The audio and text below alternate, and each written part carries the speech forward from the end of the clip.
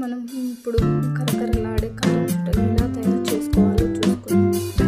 First ఒక bowl తీసుకోండి. ఇలా దాంట్లో బియ్యపు పిండి వేసుకోండి.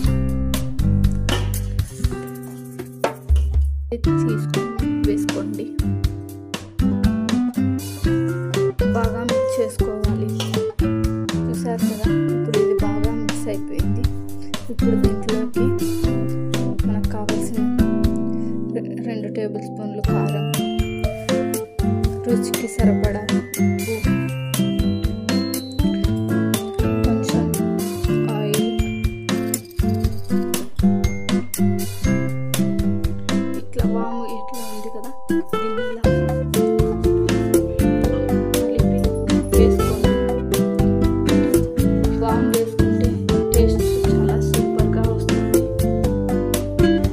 ఇప్పుడు అన్నింటినీ బాగా మిక్స్ చేసుకొని ఇలా కలుపుకోండి. ఇప్పుడు వాటర్ పోసుకొని మనం చపాతీ పిండి ఎలా కలుపుకుంటామో ఆ లెవెల్లో కలుపుకుంటే సరిపోతుంది. దీనికి వేడి నీళ్ళు ఏం అవసరం లేదండి. మామూలుగా మనం తాగే నీళ్ళు పోసుకుంటే సరిపోతుంది. బాగా కలుపుకోవాలి.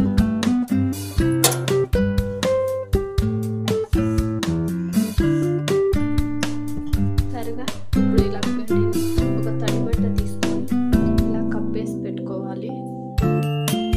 కప్పి పక్కన పెట్టుకోవాలి. నేనైతే మామూలుగా తీసుకున్నాను. మీకు ఏ షేప్లో కావాలంటే ఆ షేప్లో తీసుకోండి.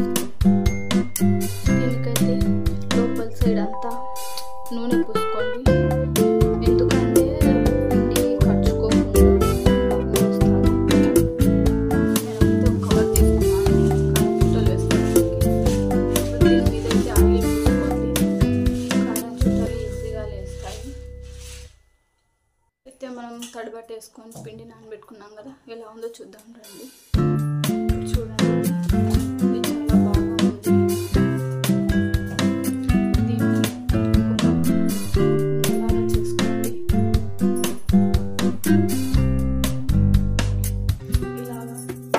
ఇలాగా చేసుకొని దీంట్లో వేసుకోండి. దీంట్లో వేసుకున్నాక ఇలా మూతలు పెట్టేసుకోండి.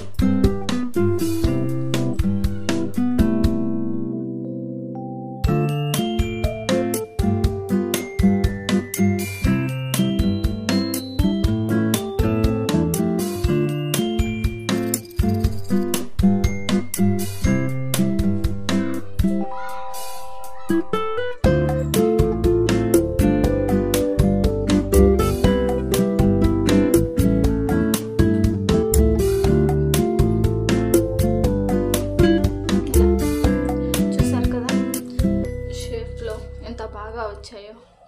ఇలా తీసి ఇలా వేసుకోవాలి.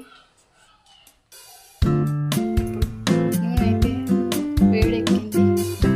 ఇప్పుడు కారం చుట్టలు తీసుకొచ్చుకొని వేసుకుంటే సరిపోతుంది. పిండి నానేసరికి మనం ఈ ప్యాన్లో నూనె వేడి చేసుకుందాం. ఒక ప్యాన్ తీసుకొని నూనె వేసుకోండి. దాంట్లో ఇలా